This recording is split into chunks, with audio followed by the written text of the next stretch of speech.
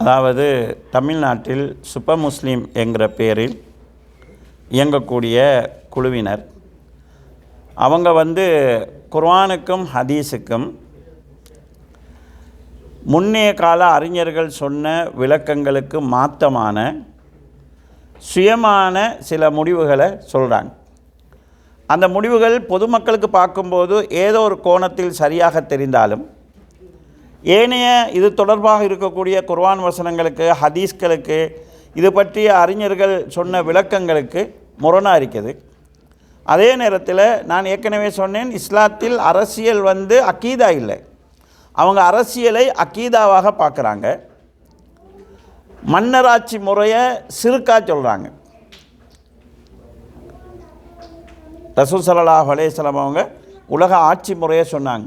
ஹிலாஃபத் இருக்கும், அல்லாஹ் நாடுற காலம் வரைக்கும் இருக்கும், அதுக்கு பிறகு மன்னராட்சி இருக்கும், அதுக்கு பிறகு சர்வாதிகார ஆட்சி இருக்கும், அதுக்கு பிறகு மீண்டும் நபித்துவத்தின் அடியொட்டிய ஹிலாஃபத் வரும்.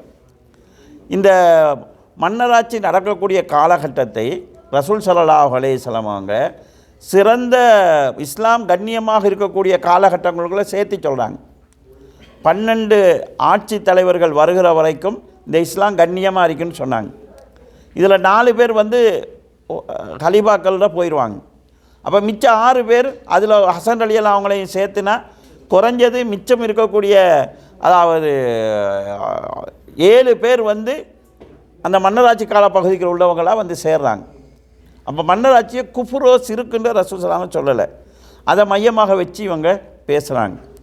அடுத்தது குர்ஆன் வசனங்களுக்கும் ஹதீஸ்களுக்கும் முன்னைய கால அறிஞர்களுடைய விளக்கங்களை விட சில நேரங்களில் பைபிளுடைய விளக்கங்களையும் சில நேரங்களில் வேறு வேறு விளக்கங்களையும் அதுக்கு துணையாக எடுக்கிறாங்க.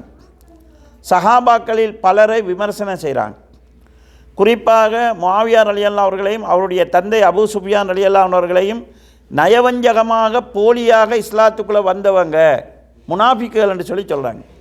ஆனால் ரசூல் ஸல்லல்லாஹு அலைஹி வஸல்லம் அவங்க அங்கீகரித்தவங்களுக்குள்ளே அவங்க வராங்க.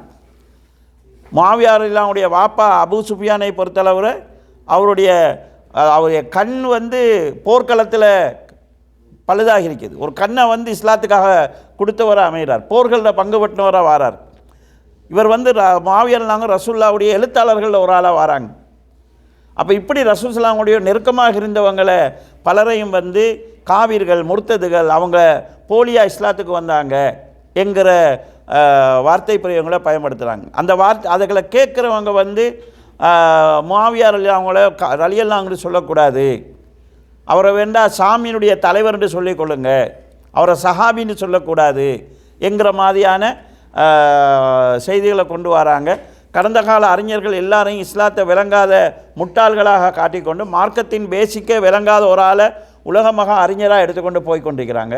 இப்படி ஏராளமான அஹ்லு சுன்னாவுடைய வழிமுறைக்கு மாற்றமான சிந்தனை போக்குகளும் வழிமுறைகளும் அவங்கள்ட்ட இருக்குது. அவங்க அஹ்லு சுன்னாவுடைய வட்டத்துக்குள்ளே உள்ளவங்க அல்ல.